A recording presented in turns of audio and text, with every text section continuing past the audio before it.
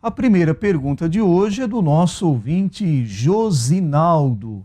Ele pede para o pastor comentar, explicar o texto de 1 Coríntios, capítulo 14, e versos 34 e 35. Vou repetir. 1 Coríntios, capítulo 14, versos 34 e 35. Nós queríamos responder ao nosso consulente Josinaldo que este capítulo 14 de 1 Coríntios, ele tem uma orientação sobre a manifestação do Espírito Santo nas igrejas e como a ordem devia levar à manifestação do Espírito Santo.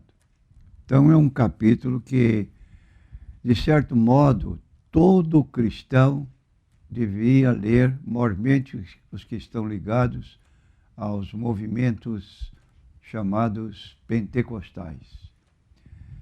Muitos não leem o capítulo e ficam com dúvidas, e então é preciso que leia para que possa entender, reconhecendo que Paulo, ao encerrar este capítulo 14, no último versículo, que é o versículo 40, ele diz assim a respeito da ordem no culto: faça-se tudo decentemente com ordem. O que estava havendo com a dúvida do nosso irmão Josinaldo. Vou ler os dois versículos. As vossas mulheres estejam caladas nas igrejas. Estou lendo o versículo 34.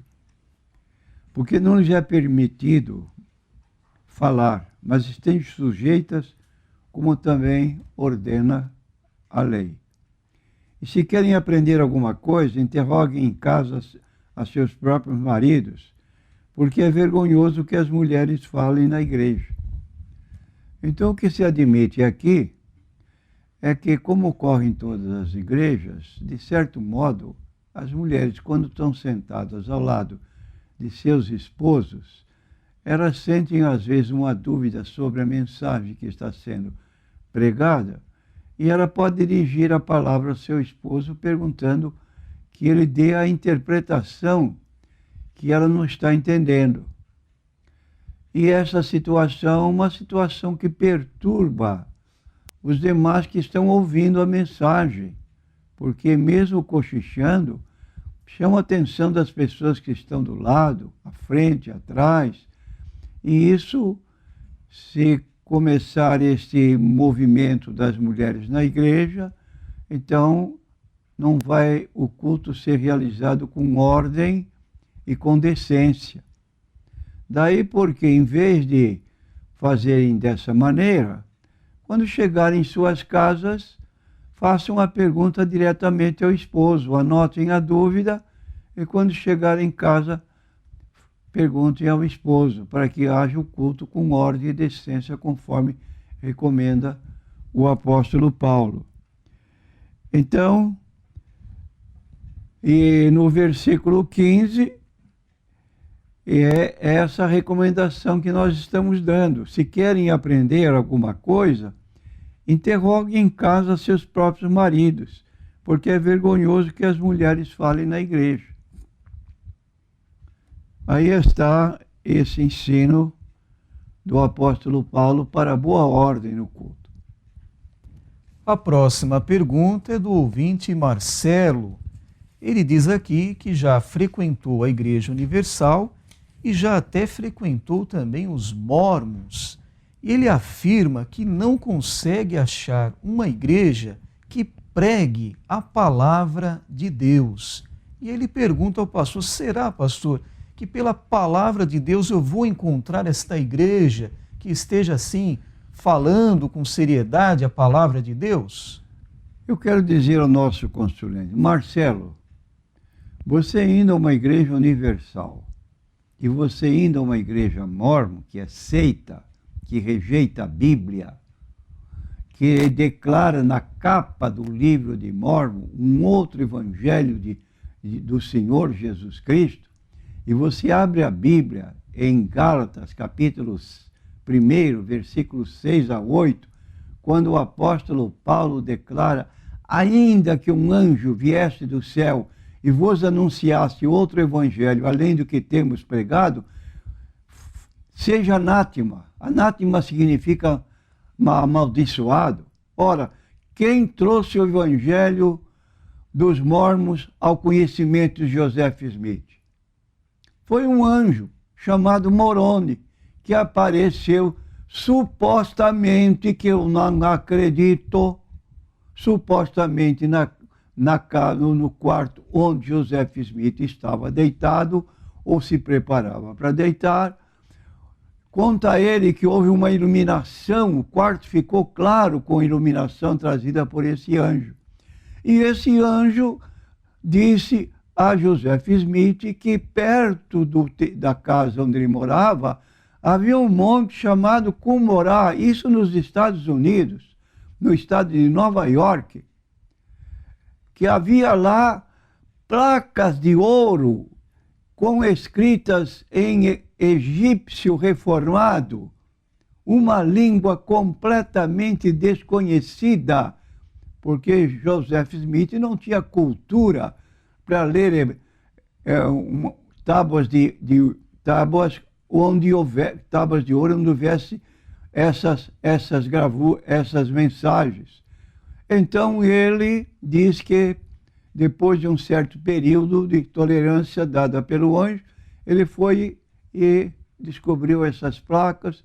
Dentro do baú havia um par de óculos, que ele pôs esse par de óculos na vista, mesmo não conhecendo a língua egípcia reformada, falando apenas o inglês, entendendo apenas o inglês. Esse par de óculos lhe dava a capacidade de ler e interpretar ao mesmo tempo. Ora, isso é fábula.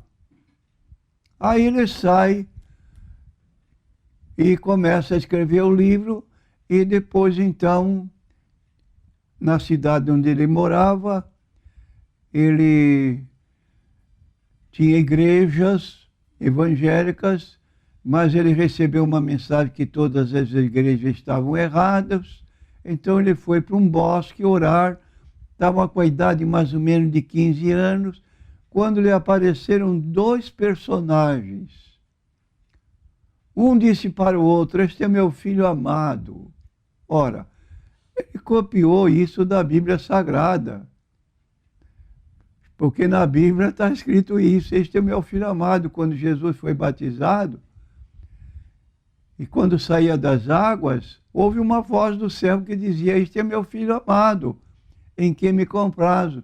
E um personagem que lhe apareceu disse para o outro, falando a ele: este é meu filho amado.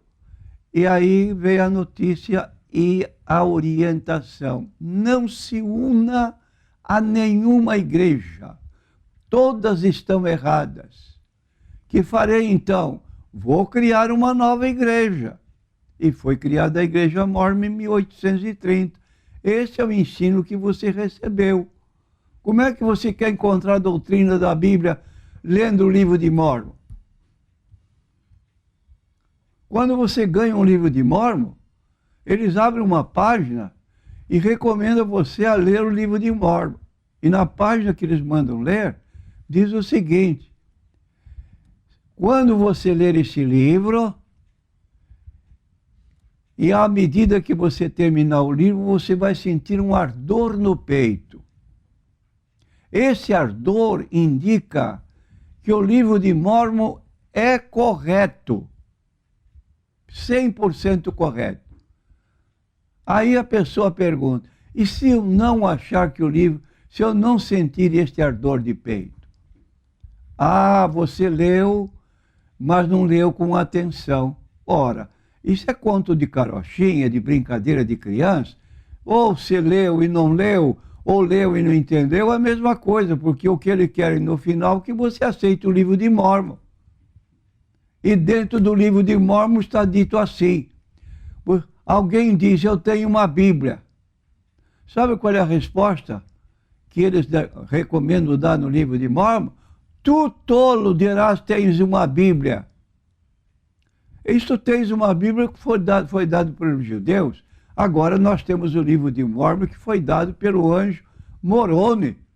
Ora, a Bíblia é tolo uma pessoa que tem a Bíblia? Será uma lâmpada para os nossos pés? Então, Marcelo, desculpe, você não acertou a igreja. Você foi depois, ou antes, depois, para a igreja. Essa igreja universal, que não ensina doutrina. Ali é só, desculpe a colocação, superstições.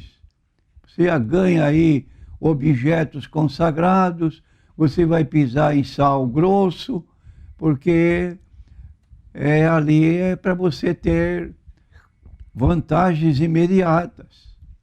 Então, você precisa conhecer uma igreja que tenha uma organização com credo.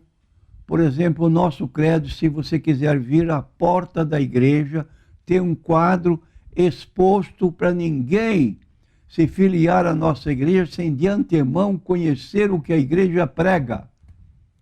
E o primeiro artigo de fé é acerca de Deus. O que você crê a respeito de Deus?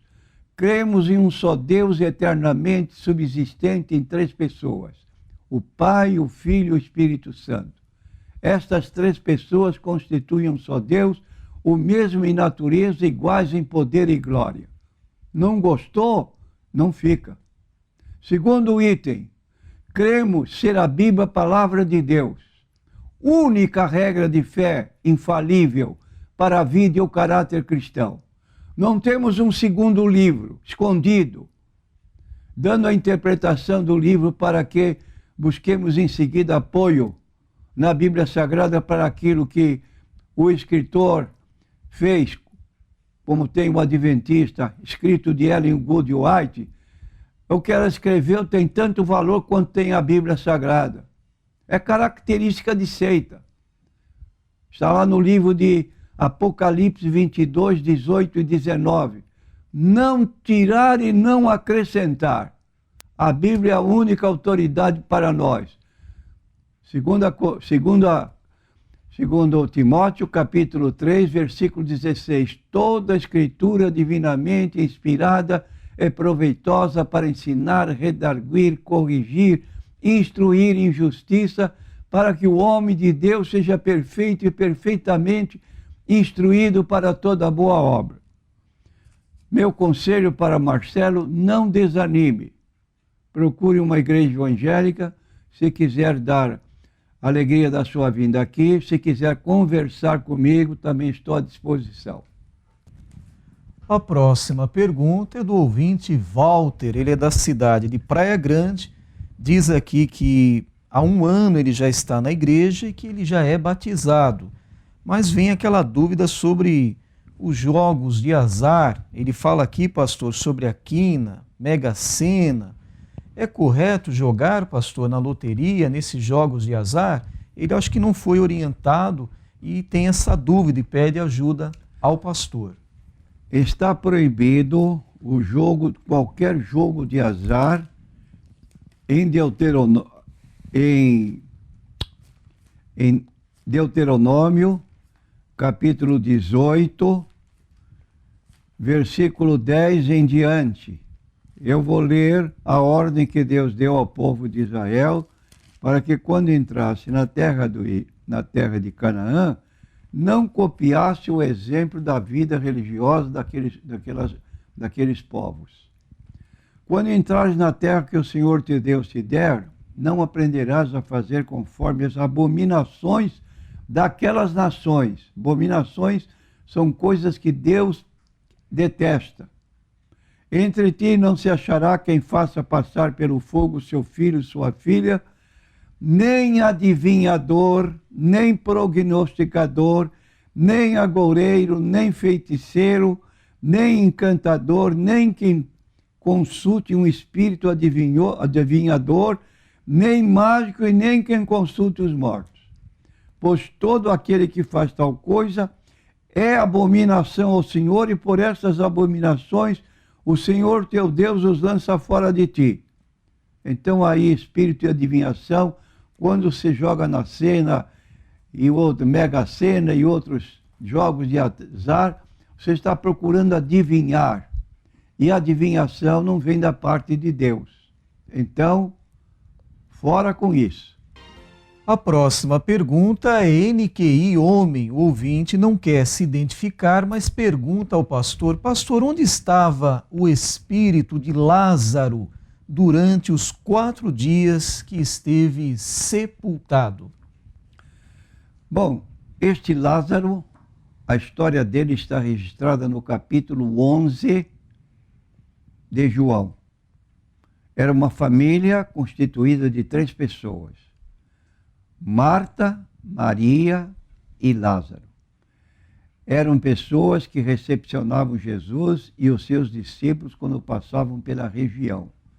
Marta, então, era uma jovem tão dedicada que, enquanto Jesus falava, ela ficava na cozinha preparando alimento para Jesus e os seus discípulos. Enquanto isso, Maria estava aos pés de Jesus. É um exemplo que se nota quando lemos a passagem relativa. Agora, há um outro Lázaro, que não tem nada a ver com este, apontado por Jesus em Lucas 16, 19 a 25. Então, nessa narrativa de Jesus, aparece uma história segundo a qual um certo mendigo, que tinha este nome Lázaro, ia à porta de um homem rico pedir ajuda que permitisse pelo menos comer das migalhas que caíam da mesa do rico, e os cães vinham lamber as chagas. Aconteceu, um tempo depois, que Lázaro morreu. E diz o texto bíblico que ele foi para um lugar, seu corpo sepultado, vieram anjos e o conduziram para um lugar chamado, na Bíblia, no grego, Hades. Hades é uma palavra grega que tem o sentido de abrigar os espíritos daqueles que morrem no intervalo entre a morte e a ressurreição. Então, aqueles que procuraram servir a Deus ficam no Hades, chamado Seio de Abraão. É um lugar de descanso. Separando este lugar de descanso do outro lugar de tormento, um grande abismo. Não há comunicação entre os dois lados. O rico morreu e foi para outro lado porque era um rico que era uma pessoa que não se lembrava dos pobres, não ajudava, talvez apegado ao seu dinheiro, morreu, foi sepultado, e quando acordou no além, estava em tormentos. Então, ele pediu a Abraão: manda que Lázaro molhe na água a ponta do seu dedo e me refresque a língua, porque estou atormentado. De modo que a resposta foi negativa. Lembra-te que recebeste os teus bens em tua vida, Lázaro males. Agora ele é consolado e tu atormentado. Bom, você vai perguntar para mim que relação tem a morte de Lázaro, irmão daquelas 2 jovens, que estava sepultado 4 dias,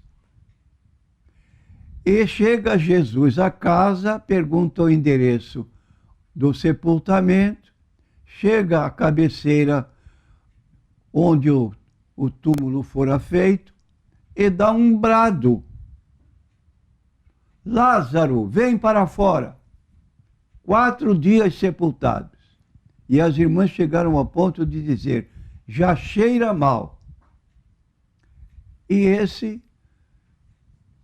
esse homem levantou-se, estava todo preso por amarras.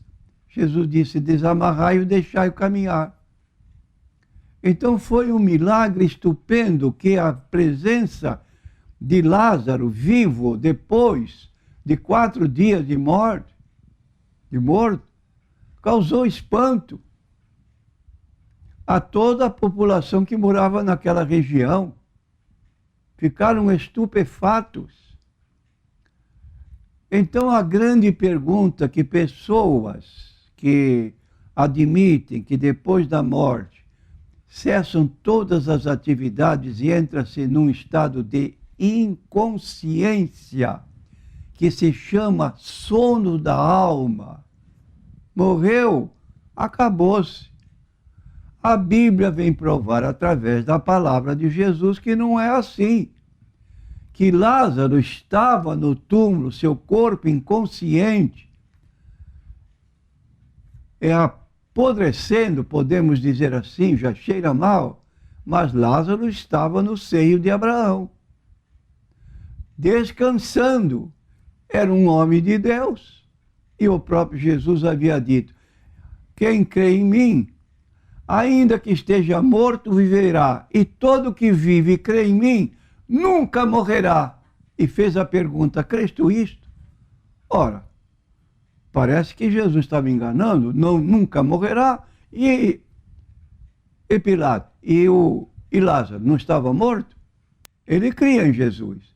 Estava morto fisicamente, mas ele tinha plena consciência do lugar onde estava e estava feliz, descansando, a tal ponto que o rico, na história que Jesus contou, ou na narrativa que Jesus contou, invejou não poder ir para lá pelo menos um pingo d'água que mandasse já iria refrescar a sua língua. Então a pessoa que morre não perde sua sensibilidade. Ele tem consciência, porque o que nos dá consciência é o nosso espírito, não o corpo. Ninguém sabe o que está no homem, senão o espírito do homem que nele habita. É o nosso eu. É onde estamos, então, alojados nesta casa, como diz Paulo, 2 Coríntios capítulo 5, versículo 1 e 2, quando esta casa se desfizer, já temos um edifício, uma casa não preparada por mãos lá do céu. Essa é a nossa fé.